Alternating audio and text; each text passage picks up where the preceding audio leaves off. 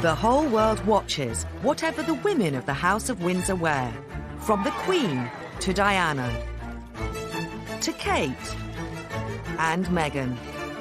Every dress and every gown has always been under enormous scrutiny. It gives you a lift when you see someone in something beautiful like that. Oh my God, isn't that wonderful? Tonight, the stories behind some of the royals' most iconic outfits. Diana's clothes put out a message of, well, her mood really. She wore an absolutely knockout black chiffon frock. She called it her revenge dress. What it takes to be a dressmaker by royal appointment. When I saw this on her, I realised that this area was far too complicated. So I refined that to be much, much simpler and have more of an impact. And we lift the veil on the wedding gowns the world fell in love with. I think the longest train in royal history was 20 foot. I said, darling, let's make it bigger. So we had a little giggle about it, and we made it 25 foot. Experts reveal the tricks of the royal trade. We used to use a lot of silk for the Queen, which actually you had to be very careful with. If you folded it across the fabric, it was fine. If you folded it the other way, it cracked. And why the Queen is always guaranteed to stand out in the crowd. The Queen's signature style is bold colour and a hat. We certainly noticed that one. You could not escape. There she is. Plus, who are the unsung heroes of royal style? Sophie Countess of Wessex was wearing these awesome snakeskins, which you wouldn't really expect a royal to wear, but she totally rocked it. And who have made the most fashion faux pas? Sarah Ferguson was completely lacking in style. These are the stories of the most memorable royal dresses of all time. And the secrets of those who created them. The Queen looked at the bridesmaid dress and said, "Will it wash?" The press officer from Buckingham Palace rang me and said, "Mr. Emanuel, you're responsible for the gown?" Yes, but the world wants to know.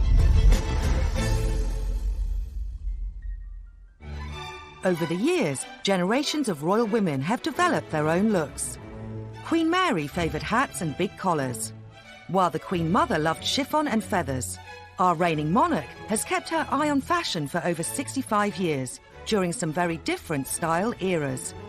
As a young princess, a newly crowned queen, to a modern-day monarch who is still fashion relevant today. She was and is an incredibly good-looking woman. She has always been stylish in a kind of very regal sense.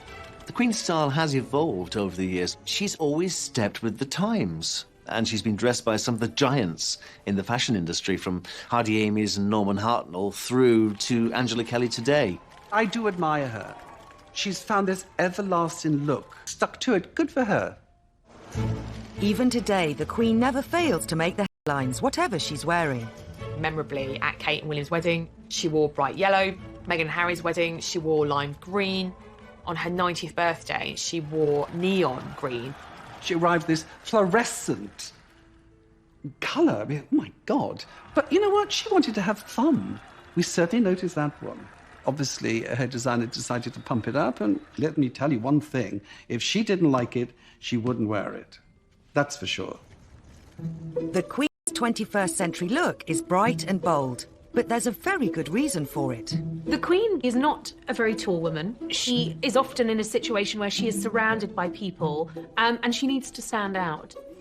The Queen's signature style is clean-cut, nothing fussy, and wherever possible, bold colour and a hat. Her Majesty's style is absolutely perfect for what she does. She doesn't walk around wearing a crown, therefore she has to wear bright colours. So out of the crowd of grey or beige, you go, that's her. Clever. The Queen was not always seen in glorious technicolor. Her early fashion statements were captured in black and white, but that didn't stop her creating her own style. I always love looking back at old photographs of the Queen because she was a stunner. It's easy to forget that she was a young woman and she did wear kind of off-the-shoulder dresses and, you know, ball gowns. She had such a tiny waist. I'm incredibly envious of her very slim waist. She always looked immaculate. She dressed in that wonderful 50s style of clinched-in waists and wide skirts and high sandals. And she lived in a man's world and she wanted to do everything completely correctly. When she became queen, she had to think carefully about her style and which designers she would wear.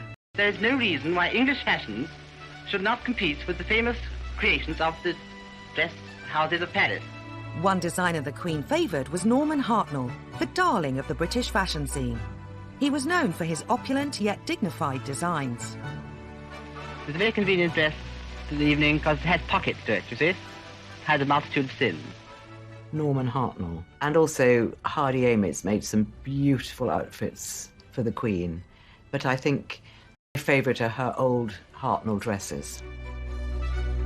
They hark back to an era of such elegance, such style, and such incredible workmanship. From the very beginning of her reign, the Queen has been a fashion inspiration.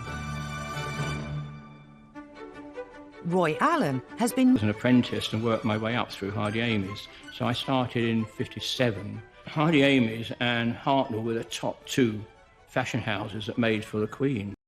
I made clothes for Princess Margaret and Fergie, the Queen Mother, in Usher Cornwall.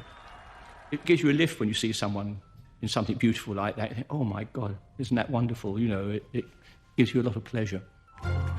The royals have many demands upon their wardrobe, from walkabouts to state dinners to meeting foreign dignitaries. They need to be ready for any occasion. There's so much going on that the royals went to, so we were always making clothes for them. The normal thing was 3 fittings. I only ever did 1. And for everything I make for any of them, I keep a pattern, so I can revert back to those you never stopped making for her in those days. Just stand around for lots of fittings. You know, you didn't really want to do that. So if you get away with 1 fitting like that, you know, it saved her a lot of aggro, really. In his early days of making clothes for the Queen, Roy couldn't resist a keepsake.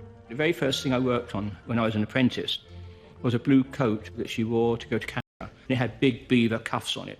When it was fitted and I had to mark up the alteration and everything, the piece I cut off of it, I kept because I thought, oh, the Queen's had this, the Queen's worn this, and I still have it to this day. The Queen works with her designers to create the perfect outfit. Those collaborations often offer an insight into life behind the scenes with the royals. One of her favourite couturiers, Ian Thomas, made this beautiful outfit for her. When he was doing the hem, Prince Philip walked through the Queen's dressing room and said, nice dress. And a Queen flushed scarlet. And I always remember him telling me that story. She was just so thrilled to get the compliment from her husband, who's normally so brusque and offhand. David Sassoon is one of the world's most admired designers, dressing superstars like Audrey Hepburn, Elizabeth Taylor, and the ladies of the House of Windsor. He's one of the royal family's most trusted dressmakers. When you design for a member of the royal family, they usually have an itinerary of what they're going to be doing in the next few months and what kind of clothes they require. You then submit sketches of the sort of things that you think might be suitable for that particular occasion. It could be a garden party, it could be an opening of Parliament, it could be a very grand ball. One of my first memories of making something for the member of the royal family was Princess Anne. She was 8 years old and she was to be a bridesmaid for the first time. It was very exciting for me because I had only recently come as a student from the Royal College of Art, and suddenly I was going to Buckingham Palace to fit a dress on a royal princess. Designers were tradesmen, so we went to the... and Nanny put Princess Anne into the bridesmaid dress. And then, out of the blue, the Queen appeared. And I walked backwards to make a bow and walked into this corgi bowl full of water, which upset all over my shoes. And the Queen pulled a cord by the side of the fireplace, and a liveried page appeared and wiped my shoes. My memory is that the Queen looked at the bridesmaid dress and said, "Will it wash?" She was very concerned that it would wash.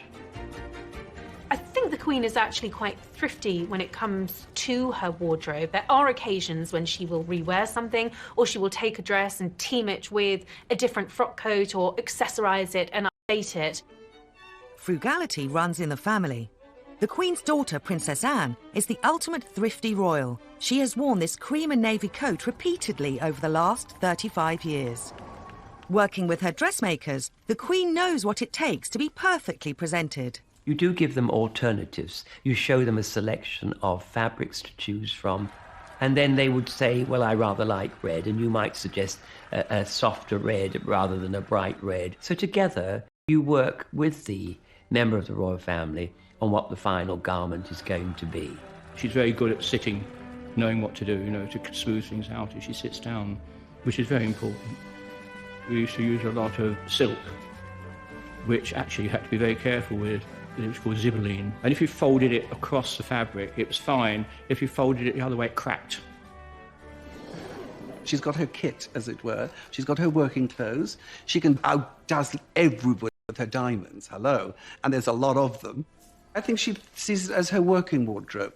And I imagine when she comes back from some gala or reception, she probably takes the tiara off, kicks off her shoes, and relaxes in a dressing gown, like any normal woman would do. When meeting foreign dignitaries, what the Queen wears can sometimes have special significance. In 1983, during a visit to the 20th Century Fox Film Studios in LA, she wore a gown emblazoned with the Californian poppy. She calls them her costumes. Which costume will I wear today? She's dressing up and going out onto the world stage to perform her duty. The state visit to Ireland in 2011 was a hugely important moment in relations between the two countries. By wearing designs reflecting national colours and symbols, the Queen dresses for diplomacy. When she had the state dinner, the shamrock was embroidered within her gown because it's a business. The bodice and sleeves of the Queen's white silk dress were adorned with over 2,000 hand-sewn embroidered shamrocks, while a Swarovski-embellished Irish harp. They are very much functional business dresses, and they are paid for by the Foreign Office because the Queen, as head of state, is representing her country, and this is a work outfit. The Queen has created a very specific look with a very strict code. What I admire about Her Majesty the Queen, she's found a formula that works, and she's stuck with it. And she looks great. Yet even the Queen couldn't compete with one woman. Diana could have worn a plastic sack and looked great. The press immediately called it the black dress. It caused a bit of a stir. That, I think, was the moment that the world woke up and thought, wow, look at Lady Diana. And we reveal how Diana had her very own Pretty Woman moment.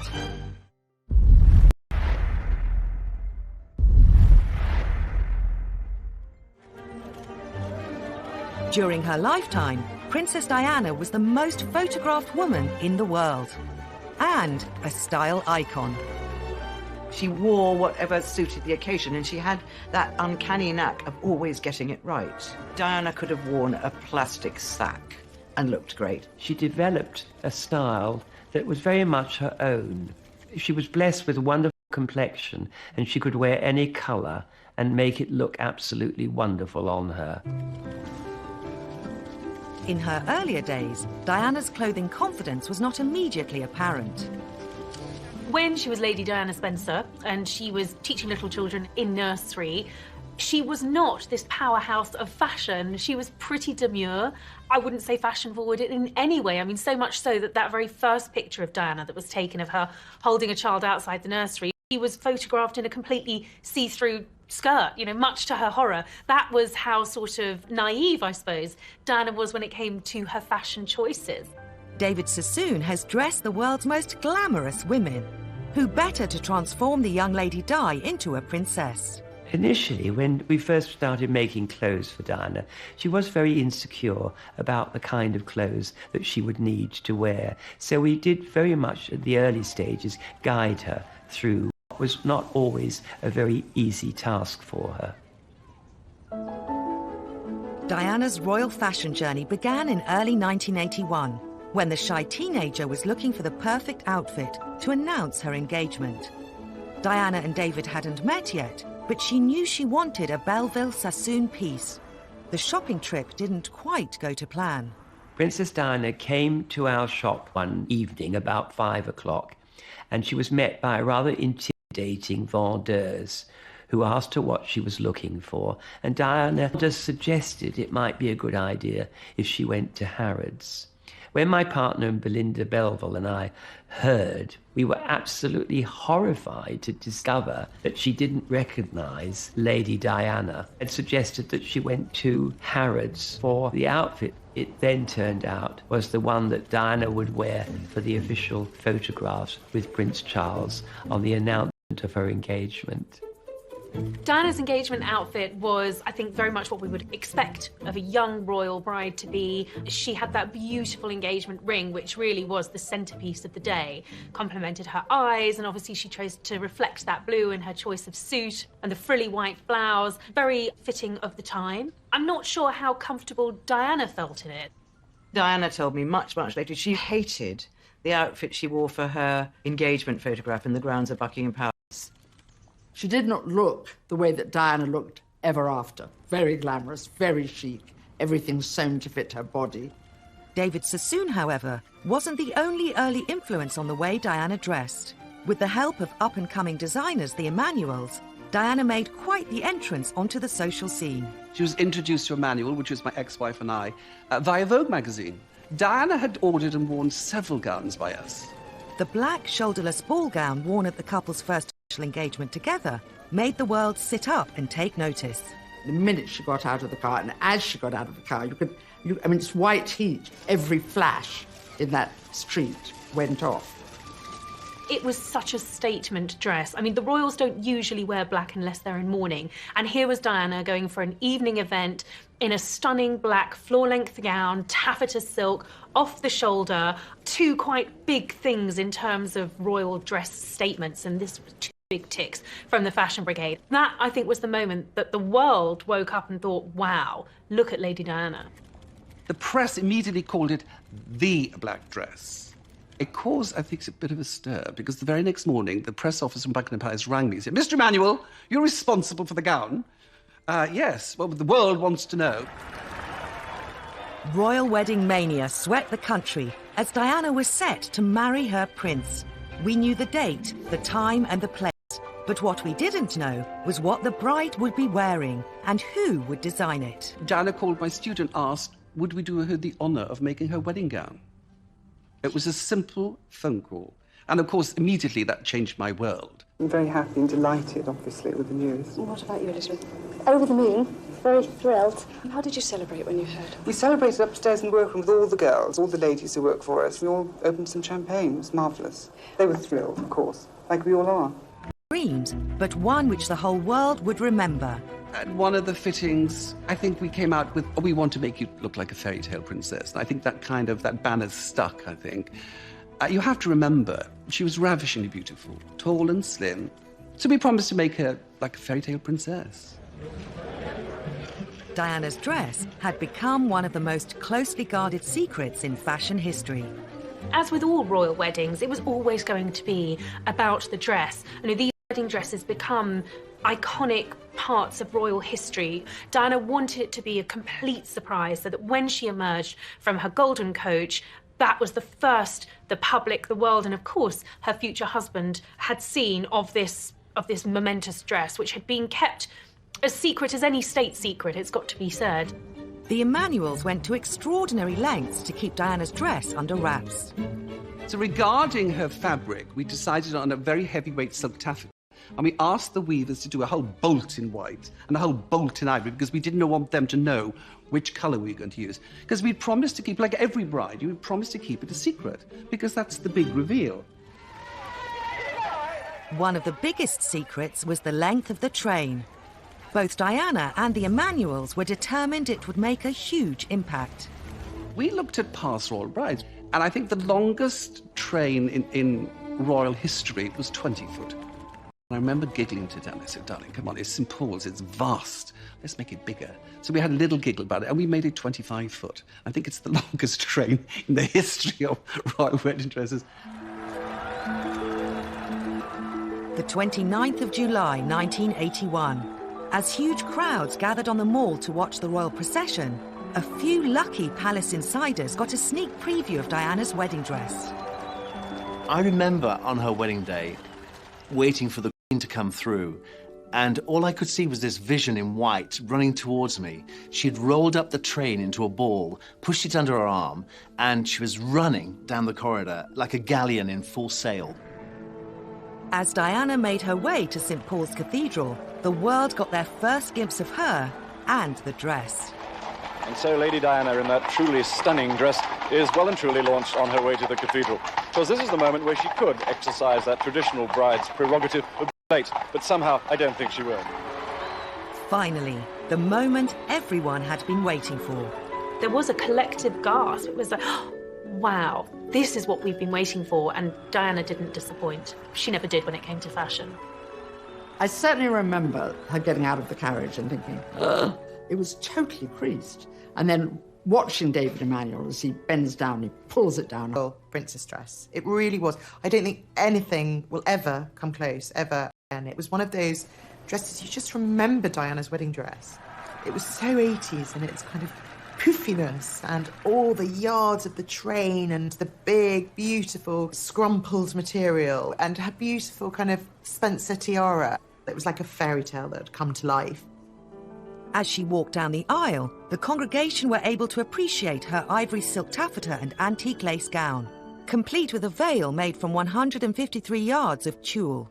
And then the whole dress was fairy tale. I mean, it was Princess Cinderella on speed. I mean, it really was the most amazing outfit.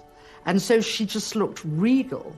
The other extraordinary feature of Diana's dress, the 10,000 pearls used by the designers. On the neckline, on the sleeves, it was all beautifully embroidered with pearls and sequins, with a vast crinoline petticoat, and then the huge cathedral veil in tulle, which was hand-sprinkled with mother-of-pearl sequins. So when she walked down the aisle at St. Paul's, it just twinkled.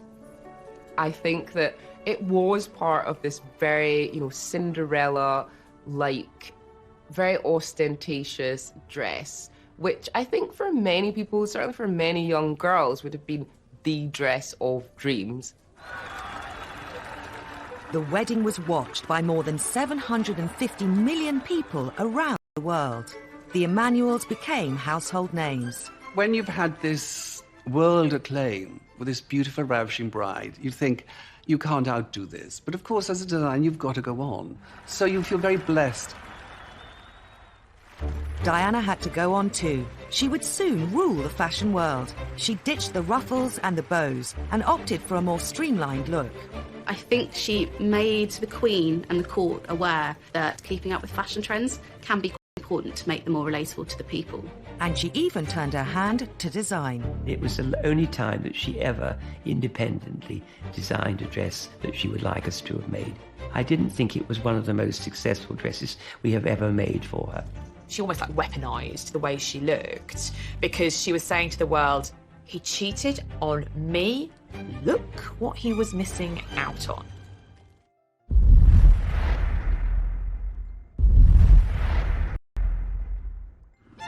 As her confidence grew, Diana stunned us with some of the most iconic looks of the 80s. Princess Diana had a very romantic approach to fashion. She liked pretty clothes initially, but she did change. She learnt to be very stylish and very sophisticated. Diana was very good at suggesting a hat and fur muff. She looked very like she'd walked out of a Dr. Zhivago film, and that was a very successful outfit. And it caused a whole fashion trend suddenly of people having muffs again. I think she made the Queen and the court aware that keeping up with fashion trends can be quite important to make them more relatable to the people. Designers loved every minute of working with the princess. She was such fun to work with.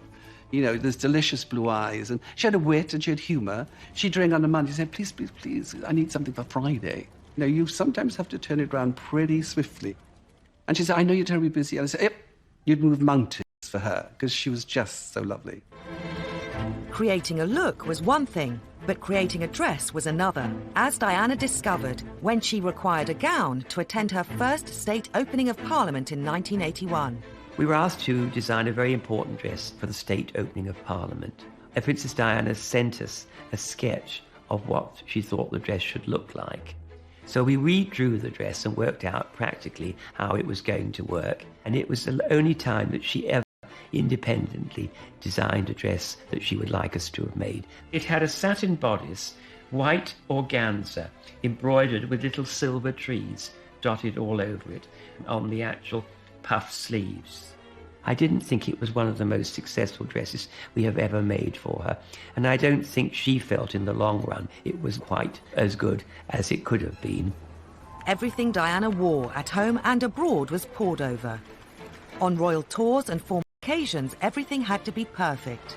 If you're dressing a royal, particularly for a foreign tour, you've got to do your research. It is a huge responsibility. And the other thing to remember, it's going to be watched and scrutinized by billions of people around the world.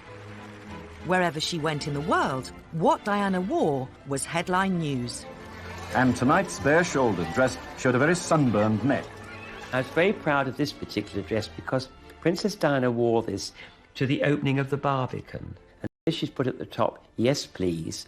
It was in burgundy taffeta with a ruffled sleeve with a little bit of white lace poking out and a little square neckline. It was an empire shape because she was quite heavily pregnant then, but she looked absolutely enchanting.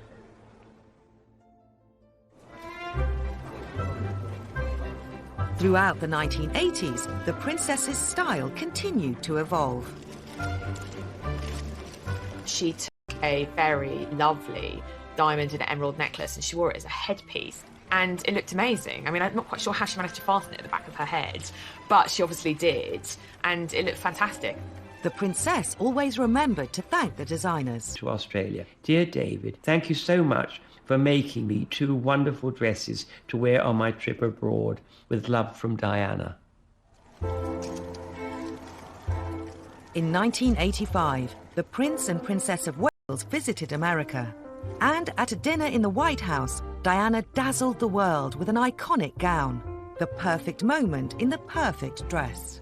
I think the most standout gown of all for me, because I was there, was when she went to Washington with the Prince of Wales and went to dinner at the White House with Nancy and Ronald Reagan. And she wore that amazing, inky, blue-black velvet dress, which was designed by Victor Edelstein, who's now an artist. But he was very much a hot designer of the 80s. But we were all penned outside the room.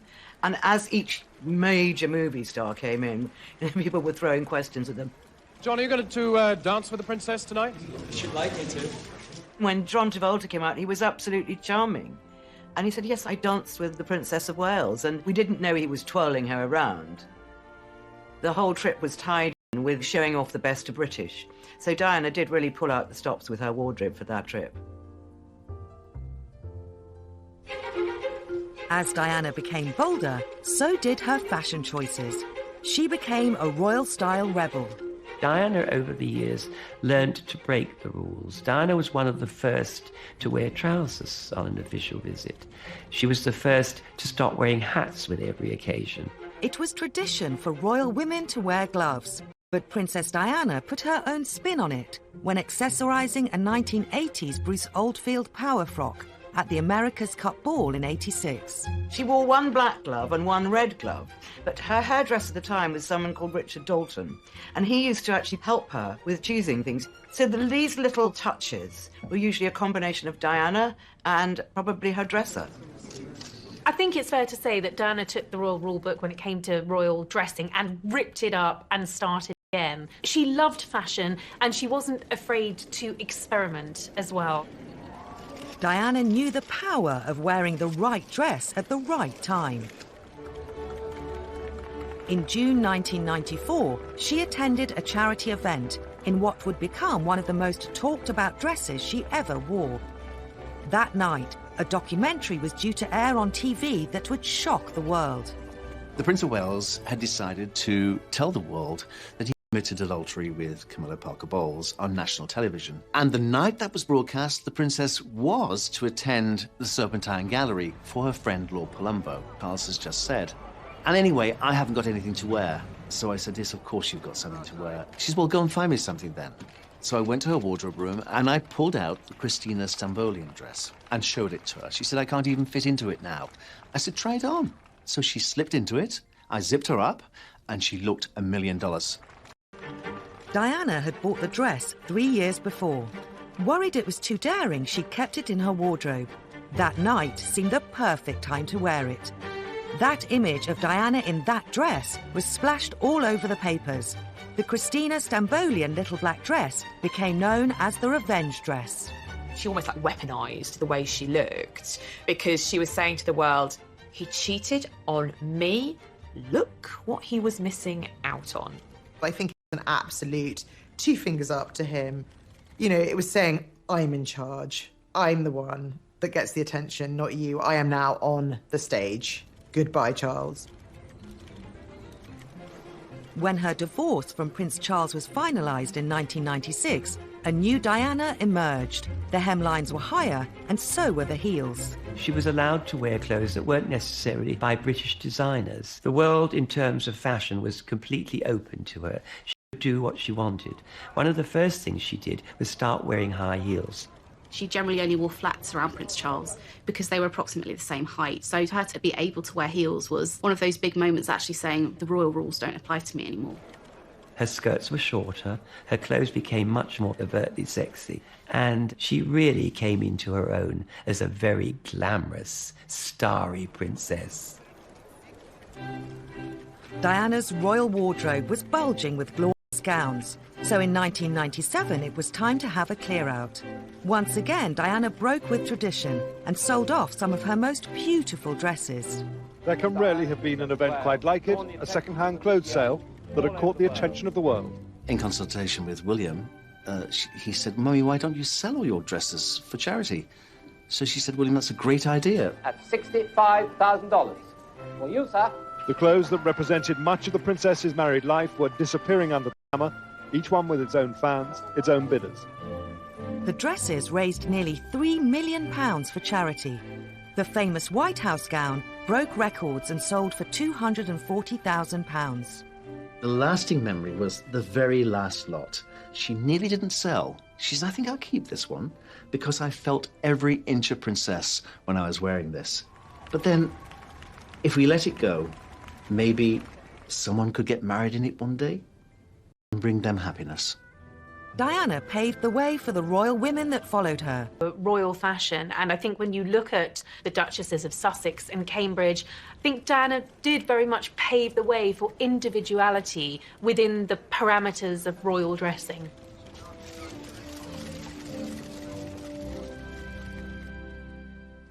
Diana led the way in the style stakes, but there's nothing like a royal wedding to really capture the imagination.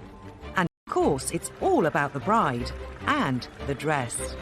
We had a lot of fun, and she actually wanted to put in a Pegasus horse, which I thought, well, how am I going to put that in? The big story here was breaking with British tradition. Said by Queen Victoria, as you know, everything should be British.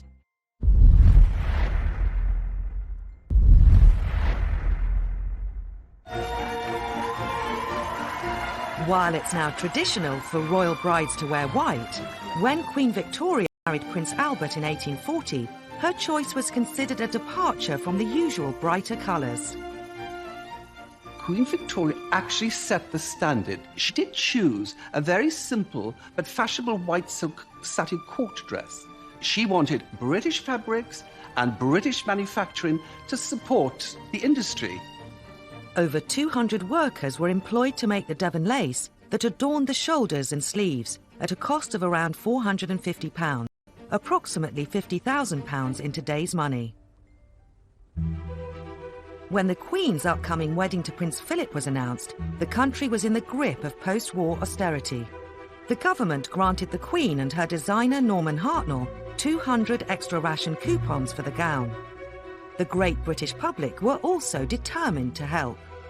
These were austere times. Could you imagine there was clothing coupons and the public feeling a huge sympathy for the Queen sent in their coupons, but the palace quite rightly returned all their coupons and sent them back. So I don't know how to this day Hartnell pulled it off, but Hartnell's gown was made of ivory Duchess satin, and it was actually inspired by the image Primavera by Botticelli. I mean, divine. By the time it was announced the Queen's younger sister, Margaret, would marry society photographer Anthony Armstrong-Jones, times had changed. In 1960, austerity was out, celebrity glamour was in.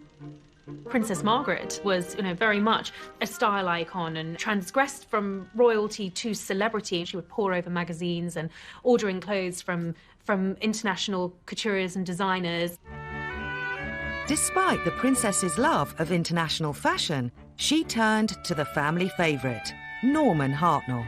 Princess Margaret is absolutely definitely my all-time favourite. I thought she looked incredible on Silk organza dress, the high neck, the long sleeve, the styling, the fitted into the waist, the beautiful full skirt. She just looked glamorous and quite magnificent.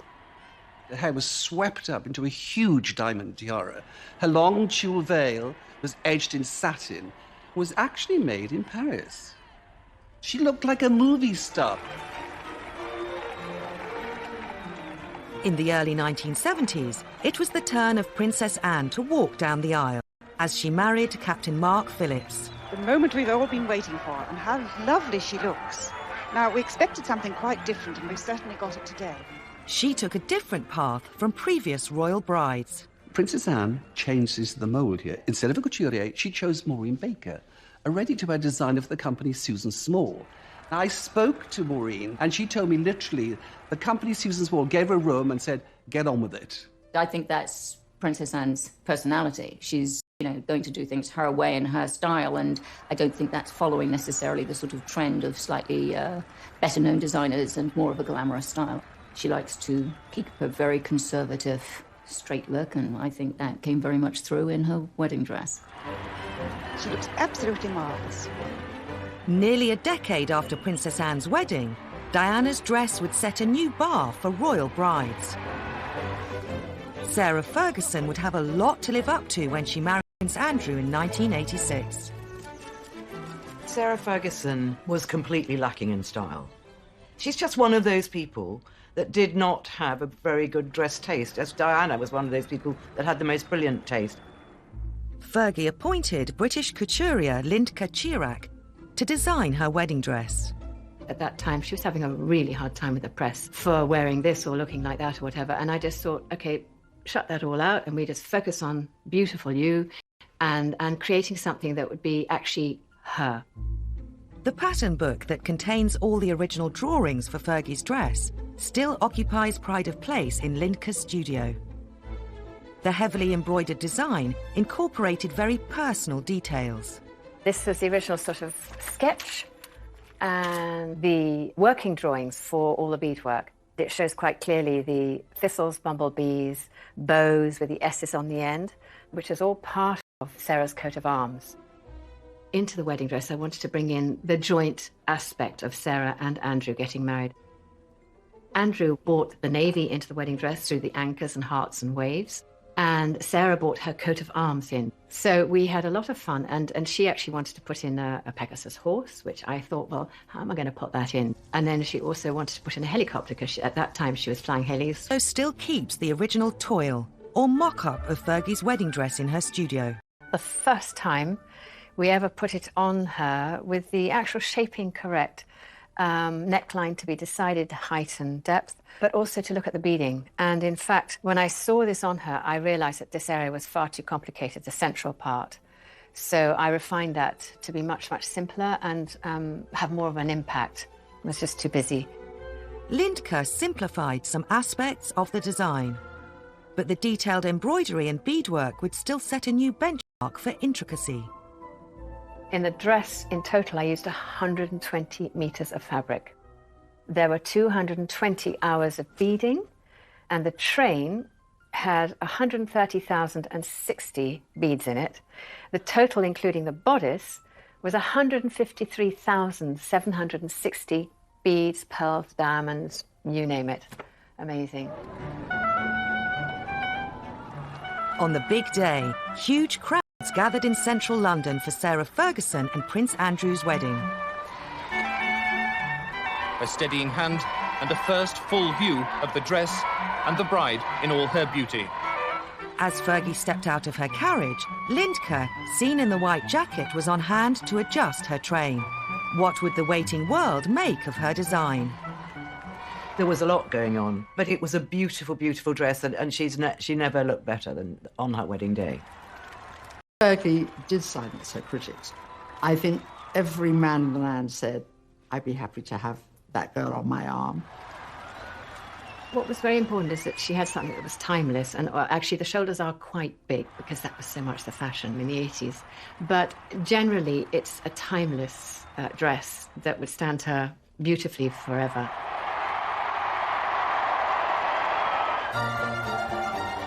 The 1980s were a golden era royal wedding dresses. 3 decades on, Diana's 2 sons, Harry and William, would also walk up the aisle.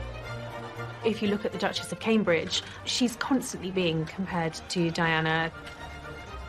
Diana was such an icon to live up to. They were such big footsteps for Kate to be filling. But ever since the death of Diana, the press, the media have been looking for the next global royal fashion icon. And I suppose that's fallen to Kate and now to the Duchess of Sussex as well.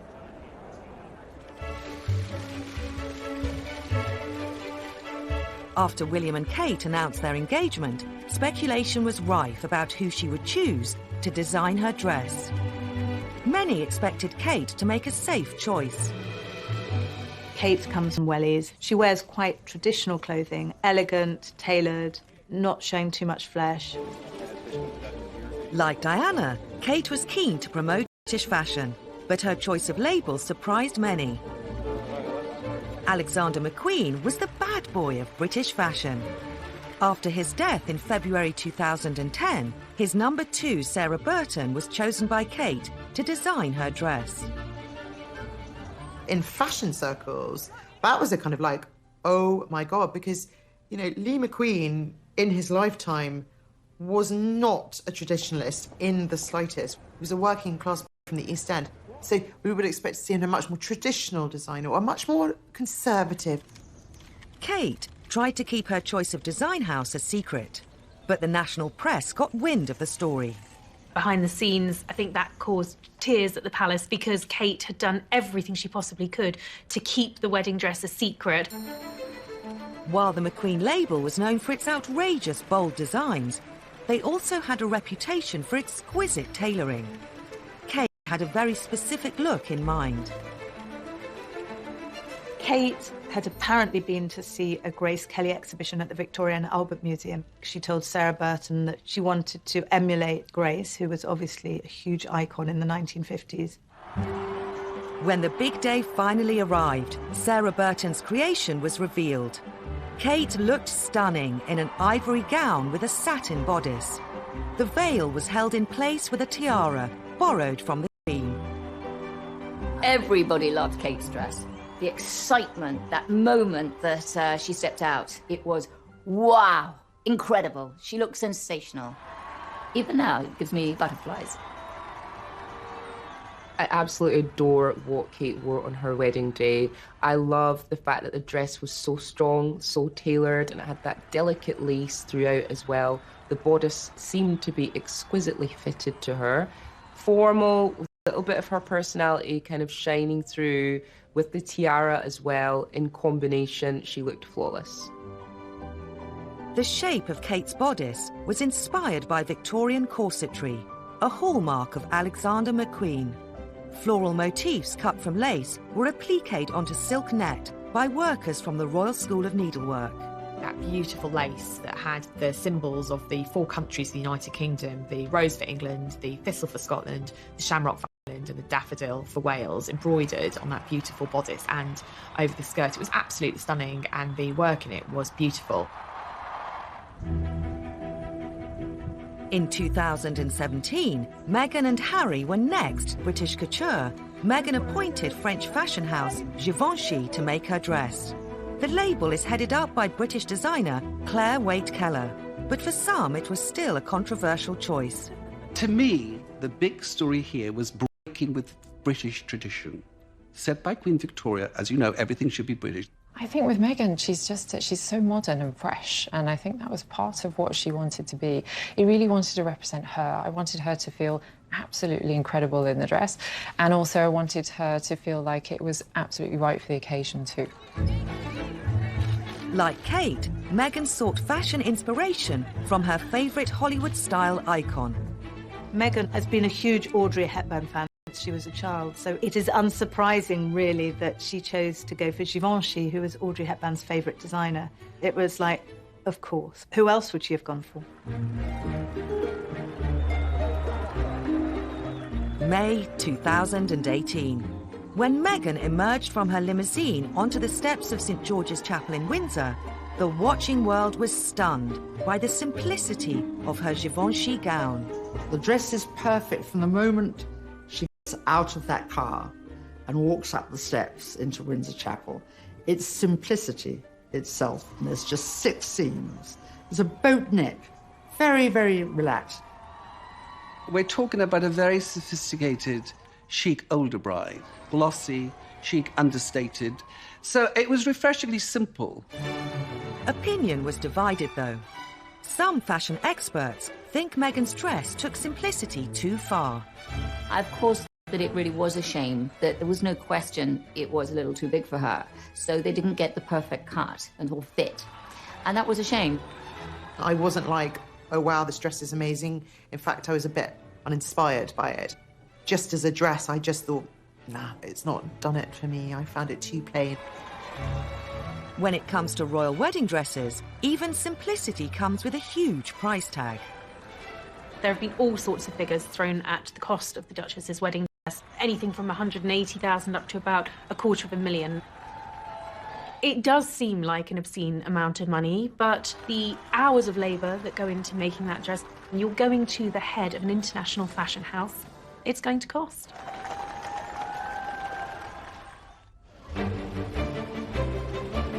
With such scrutiny also comes criticism. And while some royal women seem to be getting it right, others are accused of fashion fails. People couldn't decide whether it looked like an octopus, a lucite or a pretzel. All the negative attention ended up being on poor Beatrice and her hat. While the eyes of the world are on Meghan and Kate, another royal who has learned how to dress for the occasion is Camilla Parker Bowles. When she married Prince Charles, she was widely lauded for her understated style. Dressing Camilla for her wedding day was a pretty tricky feat. She wasn't a young bride getting married. This was second time round. And actually, I think she got the tone just right on her wedding day. She wore this gorgeous sort of dove grey embroidered Anna Valentine coat dress all the way to the floor, paired it with this really fun Philip Treacy spray hairpiece. I mean, the colours looked great. Again, very classy, very put together. Roy Allen has been dressing Camilla for the past 14 years. I often stick to a certain shape with her, which is just trying to do something different with it. Because I like to give her a waist, and more shape and that in it. Like all members of the royal family, the Duchess of Cornwall requires a wardrobe for official engagements. I did have one outfit once where she wanted an outfit for one of the tours they were doing, and it was only a week before, and she decided she needed another dress and coat. And she wanted it in blue, and I said, well, what am I going to do? And she said, oh, I trust Mr. Roy to get the colour and everything, and the style. I don't need to see a drawing of it or anything. So I did. Had one fitting that week and finished it for her for the end of the week to take away with her. Because it's very important you get things done early for them, because they all have to be loaded into the plane and things the day before. So it's very important that you're not late. I think Camilla's style is classic. She is a classic, good, plain dresser. She, like Kate, is much happier in jeans and wellies playing with her grandchildren and dogs than she is in posh frocks. She wears very elegant clothes, but obviously she is of a certain age, so she's not going to show her legs off in public or flash the flesh. Camilla knows what she likes and what suits her. Sometimes I think I'd like to do a different shape, but she loves the shapes I do, so... Like a lot of people, she sticks to the things that she knows suit her.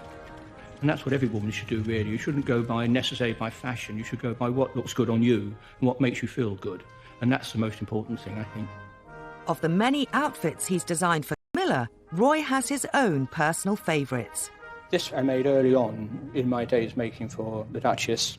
It had these wonderful curved seams that went round and came up the back and curved round again.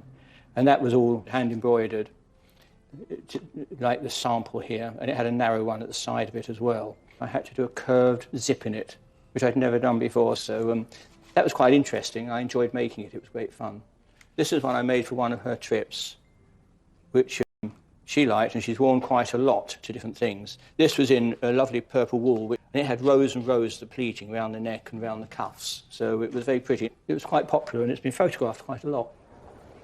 Understated her style may be, but Camilla hasn't gone unnoticed by the fashion world's biggest names. Edward Enfield, who is the new editor of Vogue, adores Camilla, thinks she's the best dressed royal. He thinks she's gorgeous. He wants to put her on the cover of Vogue. I mean, I'd love to see Camilla on the cover of Vogue. I think that would be awesome.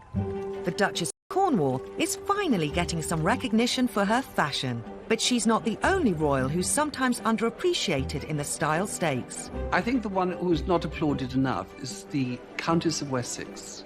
Sophie Rhys-Jones, Countess of Wessex, I think is one of the best dressed royal women. She is fashion forward without being too out there, without being too outre. It's not ostentatious, it's not full blown, it's very pared down. I often see her at Ascot where she's got it spot on, where so many royals get it wrong. She dresses now better in her 50s than she did when she was in her 30s, which is quite interesting. She's more than happy to sort of experiment with patterns and fun and flamboyancy. One of Sophie's favourite designers is Amelia Wickstead, and she's worn some stunning Amelia Wickstead dresses in the past. And I remember at the Palace of Versailles, she was wearing these awesome snakeskin, which you wouldn't really expect a royal to wear, but she totally rocked it. She was wearing something that was very fashion forward, but in her way, her style. But there are others who have come in for huge criticism. The worst dresser of all time was definitely Fergie. And she looked great in her own clothes and jeans and T-shirts, but she was just a disaster in the fashion of the 80s because it was too much for her. It was too frilly, there were too many bows, there were too many tweaks, there were too many frills. And she said so herself. So Fergie in the 80s just didn't go together. She actually, I think, as an older woman now, has got her style absolutely on point. She's got really good legs. She always wears dresses or pleated skirts, a top and a blazer. And, you know, she's got that lovely red hair. Learning from the past mistakes of others isn't always easy. In the way that Sarah Ferguson's always had a bit of a bad reputation when it comes to fashion, unfortunately her daughters haven't escaped that either. I mean, that image of Beatrice in the Philip Tracy hat at the royal wedding in 2011, I think is one that will forever haunt her. People couldn't decide whether it looked like an octopus, a loose eat or a pretzel. All the negative attention ended up being on poor Beatrice and her hat. Often with the York sisters, it's a case of trying too hard and feeling that they need to look apart. Well, and actually, when you do see them out and about, they look great. I think it's when they're trying to dress up for a big occasion. Even the Queen isn't immune from the odd fashion faux pas, although they've been few and far between. Variety performance, and she wore this frankly hideous dress. It was bright yellow in the skirts and the top of the dress was in a harlequin print of other vibrant colours. It was just jarring to the eyes to see, if I'm honest, and not what you usually see from Her Majesty for an elegant evening occasion. A state banquet in Slovenia was another example of that. Quite a nice silver brocade gown that she was wearing, but it was trimmed with fur around the cuffs and the neck. The proportions were just off and it just looked a little bit strange for the time and the occasion. So that was a no from me. With designers on hand to create unique pieces, royal women can be reasonably sure they won't be caught in the same outfit as anyone else, surely. The Queen was looking at a swatch of fabrics with Bobo MacDonald, who was her dresser at the time. And Ian said, Your Majesty, I think that one of my other clients might have that dress. He said, let's have it then. And he said, but Your Majesty, I don't want anyone else to be seen in the same dress. She said, yes, what fun. So he made the dress for her. Much later on, the Queen was telling him a story. She was at Royal Ascot. In those days, they had a house party for the entire week of Ascot. She walked down the stairs wearing this dress. And she looked up, and there was one of her house guests wearing exactly the same dress. And she said to Ian, and guess who had to go and change? So she beetled back upstairs and changed. She found it amusing. It turned into one of the rare occasions when the Queen is rumoured to have changed outfits for a guest. The royal family have always had an effect on fashion trends, and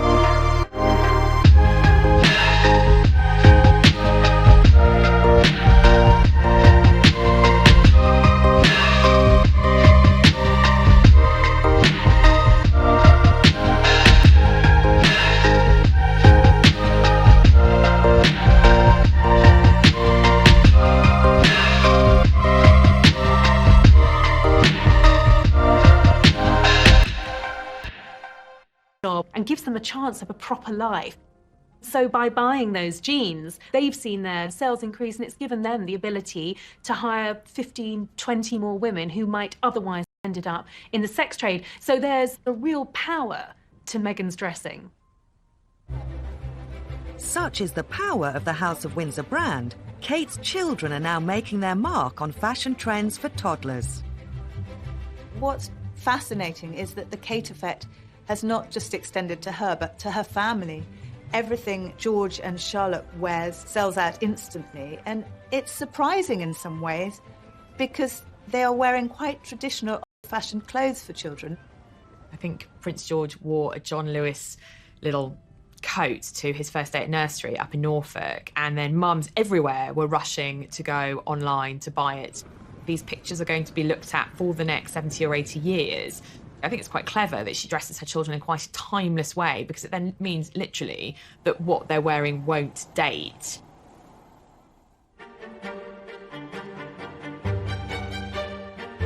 Over the decades, the royals have skillfully used the way they dress to send out a message. Whether it's dressing for diplomacy, a special occasion, or an international tour, reinventing themselves in the eyes of the public, or influencing future trends, what the royals choose to wear will always be watched.